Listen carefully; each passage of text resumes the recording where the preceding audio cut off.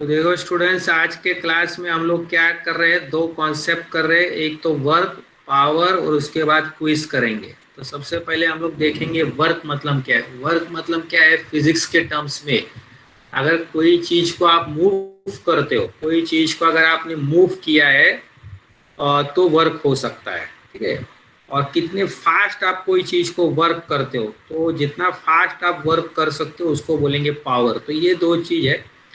जैसे कि मैं आपको बोलूंगा एक हैवी वेट है, आपको लिफ्ट करना है, आपके सिर के ऊपर रखना है, तो आप उसको उठा रहे हो, सिर के ऊपर रख रहे हो, तो आपने वर्क किया हुआ है। ठीक है। तो पावर, अगर पावर की बात करता हो तो मैं आपकी पावर मेजर कर रहा हूँ, तो आप कितना जल्दी उसको उठा के आपके सर के ऊपर रखते हो, तो उसको बोलेंगे पावर। मतलब कितने जल्दी इस वर्क को आप कर सकते हो। कोई सामान अगर जमीन पे पड़ा हुआ है, उसको आप उठा के सर पे रख रहे हो, तो आपने उस पर वर्क किया है, लेकिन कितने जल्दी उसको आप ऊपर उठा के रख सकते हो, तो उसको बोलेंगे पावर। ये एक तरीका है पावर मेजर करने का। मान लो आप दो दो दोस्त लोग हैं, अगर आप आपकी पावर मेजर करना चाहते हो, 5 फ्लोर्स, आप 5 फ्लोर्स, 5वें फ्लोर पे आपको जाना है, तो जो जल्दी जा सकता है ऊपर, जो जल्दी ऊपर जा सकता है उसकी पावर ज्यादा है। अगर कोई पंप की हम पावर मेजर करते हैं, मान लो अगर आप सोसाइटी में रह रहे हो और आपके बिल्डिंग के ऊपर, टेरिस के ऊपर एक ड्रम है और नीचे वाटर पंप है, तो जो पंप पानी को जल्दी ऊपर भर सकता है ड्रम में, तो उस पंप की पावर ज्यादा है। मतलब हम लोग पावर मेजर कर रहे हैं, क्योंकि ये पंप का काम क्या है, क्या काम है पंप का? पानी को ऊपर लेके जाना, पानी को ऊपर लेके जाना, और ऊपर जो टैंक है उस टैंक के अंदर पानी भरना। जो पंप पानी को जल्दी ऊपर ले जा सकता है उसकी पावर ज्यादा है, और जो पंप पावर को जल्दी ऊपर, जो पंप पानी को जल्दी नहीं ऊपर ले जा सकता है उसकी पावर कम है। तो इस तरह से हम पावर मेजर कर सकते हैं, हम वर्क मेजर कर सकते हैं। शॉर्ट में आपको बताता हूँ, वर्क जो है वो जूल्स में मेजर किया जाएगा, और पावर जो है ये वॉट्स में मेजर किया जाएगा। अभी आप लेक्चर सुन रहे हो, तो आप बैठे हुए हो, तो आप कोई वर्क नहीं कर रहे हो। वर्क करने के लिए कोई चीज को आपको मूव करना पड़ेगा, तब तो वर्क होगा। ये देखिए, अब ये ऑब्जेक्ट है, इस पे वर्क किया जा रहा है। तो कैसे वर्क किया जा रहा है? इस पे फोर्स लगाया जा रहा है। फोर्स लगाने से क्या हो जाएगा, ये ऑब्जेक्ट अपनी पोजीशन चेंज कर रहा है, मतलब कुछ डिस्टेंस उसने कवर किया हुआ है, कुछ डिस्टेंस उसने कवर किया है। तो अगर आप फोर्स लगा रहे हो और डिस्टेंस कवर हो रहा है, तो जो फोर्स लग रहा है, जो फोर्स लग रहा है उस डायरेक्शन ऑफ डिस्टेंस में, उस डिस्टेंस के डायरेक्शन में जो फोर्स लग रहा है, उसको आपको मल्टीप्लाई करना पड़ेगा डिस्टेंस से। तो फिर से बता रहा हूँ, कोई ऑब्जेक्ट के ऊपर आप फोर्स लगा रहे हो और ऑब्जेक्ट मूव हो रहा है, तो जो डिस्टेंस कवर हुआ है और जो फोर्स लग रहा है डिस्टेंस के डायरेक्शन में, जो फोर्स लग रहा है डिस्टेंस के डायरेक्शन में, दोनों को मल्टीप्लाई करना है तो आपको वर्क मिलेगा। तो जो डिस्टेंस कवर हुआ है और जो फोर्स लग रहा है डिस्टेंस के डायरेक्शन में, दोनों को मल्टीप्लाई करना पड़ेगा तो आपको वर्क मिलेगा। तो सिंपल भाषा में मैं आपको समझा रहा हूँ कि वर्क जो रहता है, ये डिस्टेंस जो कवर करता है ऑब्जेक्ट, उसको मल्टीप्लाई करना पड़ता है force acting in the direction of distance. जो फोर्स लग रहा है डिस्टेंस के डायरेक्शन में, उसको और डिस्टेंस को मल्टीप्लाई करना पड़ता है, तब आपको क्या मिलेगा, वर्क मिलेगा। तो वर्क मेजर करने के लिए बहुत सिंपल है, आपको डिस्टेंस लेना पड़ता है और फोर्स जो लग रहा है डिस्टेंस के डायरेक्शन में, ये दोनों को मल्टीप्लाई करोगे तो आपको वर्क मिलेगा, और वर्क मेजर किया जाएगा जूल्स में। अब मान लो अभी जैसा ये सिंपल मैं आपको बता रहा हूँ, एक ऑब्जेक्ट है जिसका मास कितना दिया गया है, 20 किलोग्राम है, 50 किलोग्राम है, और इसको एक फ्लोर में पुश किया जा रहा है। आप देखो ये फ्लोर है, देखो ये फ्लोर है, और ये फ्लोर पे क्या किया जा रहा है, इस मास को ऐसे पुश किया जा रहा है। तो नेचुरली इस पे फोर्स लगा हुआ है, फोर्स कितने का लगा हुआ है, 20 न्यूटन का फोर्स लगा हुआ है। तो अगर आप बोलोगे कि यहाँ पर फ्लोर है, फ्लोर के ऊपर एक ब्लॉक रखा गया है, और ये ब्लॉक के ऊपर आप फोर्स लगा रहे हो 20 न्यूटन का, ठीक है। मान लो आप टेबल के ऊपर एक ब्लॉक है, ब्लॉक के ऊपर आप 20 न्यूटन का फोर्स लगा रहे हो, तो आप इसको कितना आगे लेके जा रहे हो, आप इसको आगे ले जा रहे हो 5 मीटर। तो इस ब्लॉक को आप आगे ले गए हैं 5 मीटर, जब आप इसको आगे लेके गए 5 मीटर, तो ये 5 मीटर जब आप इसको आगे लेके गए तो इसको आगे लेके जाने में कितना फोर्स लगा हुआ है? 20। तो 20 और 5 को मल्टीप्लाई करना है तो आपको आंसर कितना आएगा? 100 जूल्स। फिर से मैं बता रहा हूँ वर्क कैसे मेजर किया जाता है। वर्क बहुत सिंपल टर्म्स में मेजर किया जाता है, इस कॉन्सेप्ट को आप याद रखिए। साइंटिस्ट लोग जो है ये वर्क मेजर करते हैं, लेकिन क्या कॉन्सेप्ट लगाते हैं कि अगर कोई चीज़ है और आप उस पर वर्क कर रहे हो, मतलब आप उस पर, ये देखो ये चीज़ है और आप इसको मूव कर रहे हो, आप इसको आगे मूव कर रहे हो, तो आप इसको आगे लेके जा रहे हो तो कोई डिस्टेंस कवर हो रही है, कोई डिस्टेंस कवर हो रही है, और डिस्टेंस कवर करने में ये फोर्स लगा हुआ है। ये डिस्टेंस के डायरेक्शन में जो फोर्स लगा हुआ है वो आपको लेना है। तो डिस्टेंस के डायरेक्शन में फोर्स कितना लगा हुआ है? 20। और डिस्टेंस कितना कवर हुआ है? 5 हुआ है, तो 5 इंटू 20 कितना आएगा आपका? 100। इसका मतलब कितना वर्क हुआ है? 100 जूल्स का वर्क हुआ है। तो कोई चीज को अगर आप मूव कर रहे हो तो आप उसको स्ट्रेट आगे लेके जा रहे हो, तो डिस्टेंस के डायरेक्शन में जो फोर्स लगा हुआ है, जो डिस्टेंस के डायरेक्शन में जो फोर्स लगा हुआ है वो लेना पड़ता है और डिस्टेंस को मल्टीप्लाई करना पड़ता है, तब आपको क्या मिलता है? वर्क मिलता है। और वर्क जो है ये जूल्स में मेजर किया जाता है। ठीक है, ये वर्क जो है ये जूल्स में मेजर किया जाता है।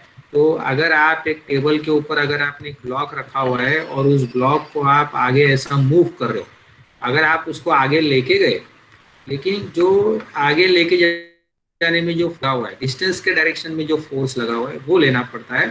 तो 20 मल्टीप्लाई बाय 5 100 जूल्स हुआ है। अब मान लो अगर कोई ऐसा एग्जांपल आता है कि जिसमें ब्लॉक को मूव किया जा रहा है, जिसमें एक ब्लॉक को मूव किया जा रहा है आगे, लेकिन आप फोर्स एक एंगल में लगा रहे हो, फोर्स सीधा नहीं लगा रहे। ये आपने देखा भी होगा, कोई रास्ते पे अगर कोई सामान वगैरह को ड्रैग करता है तो वो फोर्स सीधा नहीं लगाता है, फोर्स देखो ये तिरछा लगा हुआ है, क्रॉस लगा हुआ है। उस समय क्या होगा? ये ब्लॉक तो आगे जाएगा लेकिन ये पूरा फोर्स इफेक्टिव नहीं है उसको ड्रैग करने में। हम वो ऐसा बोल सकते हैं कि एक फोर्स का एक पार्ट है जो उसको आगे मूव कर रहा है। तो अगर आपको मालूम है कि आप एक ऑब्जेक्ट के ऊपर फोर्स लगा रहे हो, तो मैकेनिक्स में आपने किया हुआ है कि अगर ये एंगल थीटा है तो यहाँ पर क्या लिया जाता है? एफ कॉस थीटा, और ऊपर क्या लिया जाता है? F sine theta. ठीक है, तो ये इसको दो कंपोनेंट में आप डिवाइड कर सकते हो, मतलब इसको दो पार्ट में आप डिवाइड कर सकते हो। तो अभी इस पिक्चर में क्या होगा? ये फोर्स नहीं रहेगा। तो ये देखो हॉरिजॉन्टली कितना फोर्स लगा हुआ है? F cos theta. तो जब ये ऑब्जेक्ट आगे जा रहा है तो ये पूरा फोर्स इफेक्टिव नहीं है उसको आगे खींचने में। कितना फोर्स इफेक्टिव है उसको आगे खींचने में या ड्रैग करने में? F cos theta. ऐसे समय पे आप वर्क का फॉर्मूला क्या लगाओगे? F cos theta into distance. क्योंकि ये आगे जब वो ब्लॉक जा रहा है तो कितना फोर्स लगा हुआ है उसको आगे पुश करने में? ये देखिए ये एफ कॉस थीटा लगा हुआ है। तो इसके लिए जो वर्क का फॉर्मूला रहेगा F cos theta into D रहेगा। अगर आप बोलोगे फोर्स और डिस्टेंस में एंगल आपका 90 है, अगर एंगल 90 है तो कॉस 90 आपका 0 आ जाएगा, तो वर्क आपका 0 हो जाएगा। तो फोर्स और डिस्टेंस अगर परपेंडिकुलर है तो ये देखो ये आपका एफ कॉस 30 आ जाएगा। अगर फोर्स और डिस्टेंस आपका परपेंडिकुलर है, मान लो दोनों 90 डिग्री के एंगल पे फोर्स और डिस्टेंस, तो मान लो कोई चीज़ को अगर आप ऐसे उठा रहे हो, कोई चीज़ पे देखो, कोई चीज़ आगे जा रही है ऐसे, कोई चीज़ अगर आगे जा रही है ऐसे और आप उसको आगे ले जा रहे हो, और कोई चीज़ है, कोई ऑब्जेक्ट है, आप उसको आगे लेके जा रहे हो ऐसे, ठीक है, आप आगे लेके गए, हॉरिजॉन्टली उसको लेके गए, लेकिन फोर्स कैसे लगा हुआ है? 90 डिग्री के एंगल पे लगा हुआ है। फोर्स लगा हुआ है 90 डिग्री के एंगल पे। तो फोर्स अगर 90 डिग्री के एंगल पे लगा हुआ है और कोई चीज को आप हॉरिजॉन्टली लेके जा रहे हो, फोर्स 90 डिग्री के एंगल पे लगा हुआ है, तो ऐसे केस पे आपका वर्क कितना आएगा? 0 आएगा। ये ध्यान में रखिए। वर्क 0 कब होगा? जब ये आपका थीटा क्या रहेगा? 90 रहेगा, क्योंकि कॉस 90 आपका 0 है। ठीक है, तो मैक्सिमम वर्क कब होता है? जब फोर्स और डिस्टेंस एक ही डायरेक्शन में रहता है। जब फोर्स और डिस्टेंस एक ही डायरेक्शन में रहता है तो बहुत आपका मैक्सिमम वर्क होता है। लेकिन 0 वर्क कब होगा?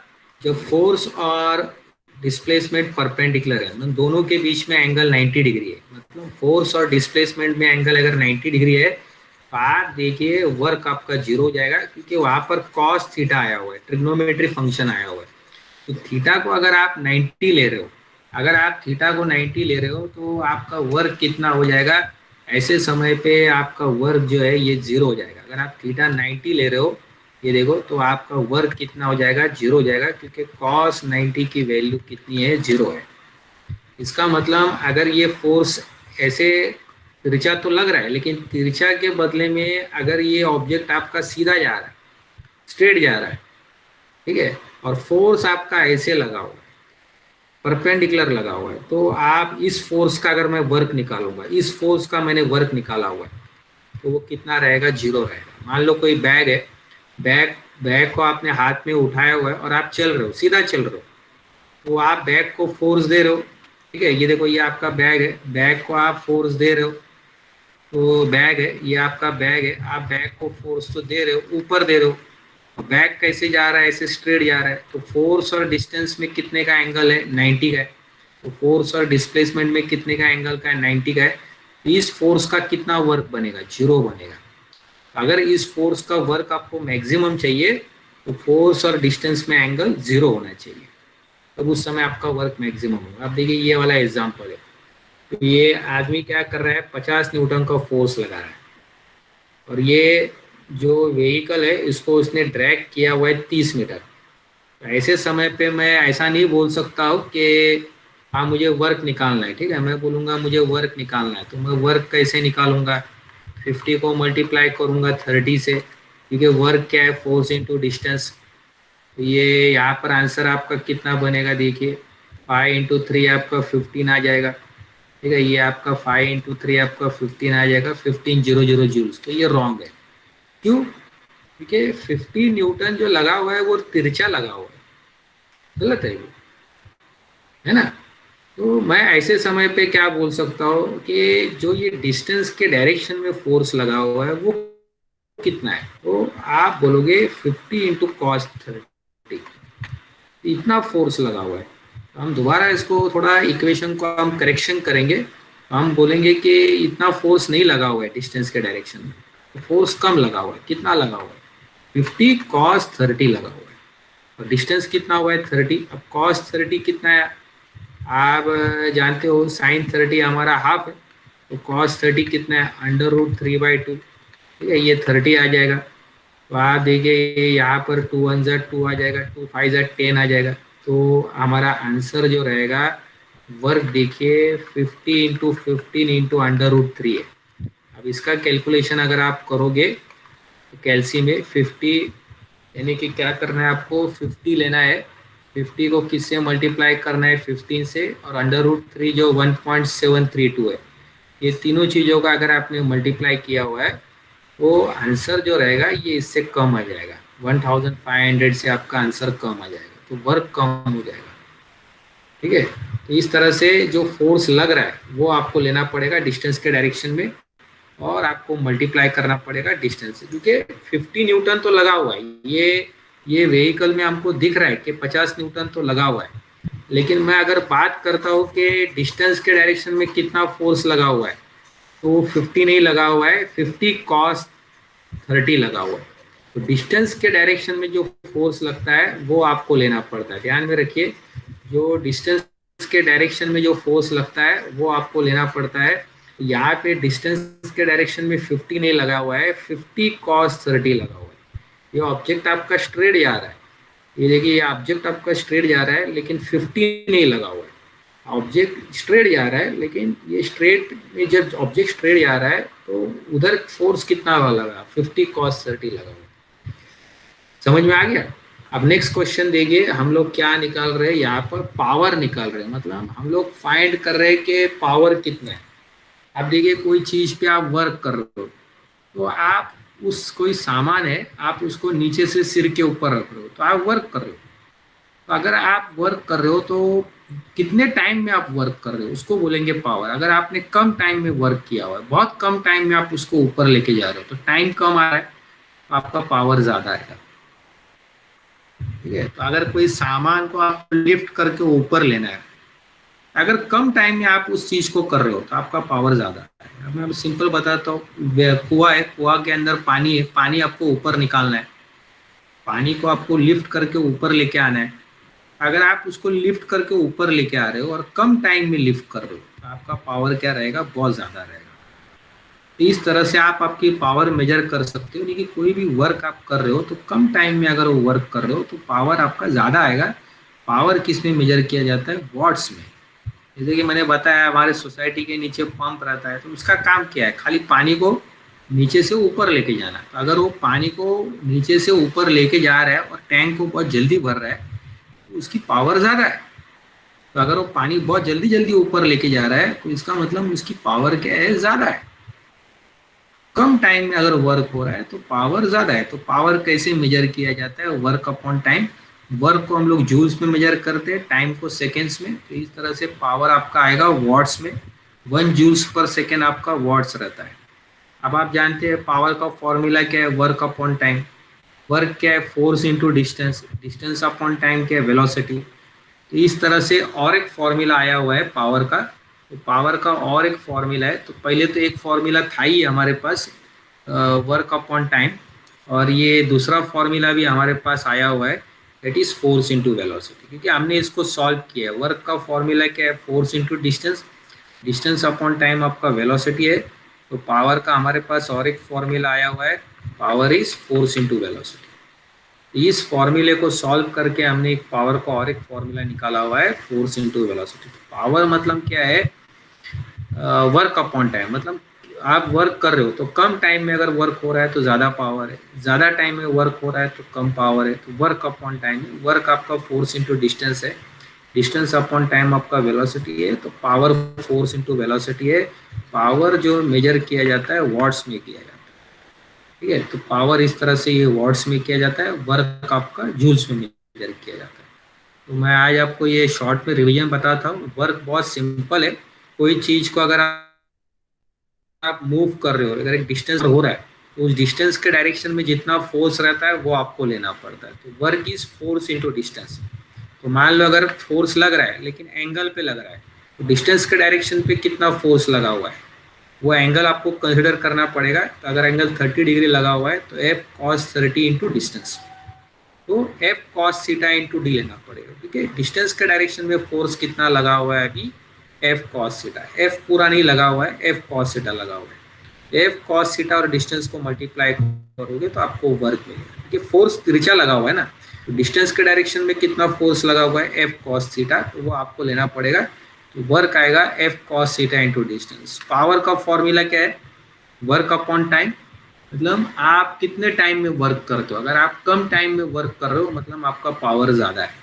तो वर्क जूल्स में मेजर किया जाता है, टाइम सेकेंड्स में मेजर किया जाता है। तो 1 जूल्स पर सेकेंड 1 वॉट है। इस तरह से पावर वॉट्स में किया जाएगा। तो पावर वर्क अपॉन टाइम है, वर्क फोर्स इंटू डिस्टेंस है, डिस्टेंस अपॉन टाइम वेलोसिटी है। तो और एक पावर का इक्वेशन है फोर्स इंटू वेलोसिटी।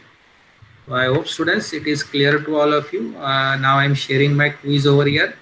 आप अभी अनम्यूट हो सकते हो, कोई प्रॉब्लम नहीं।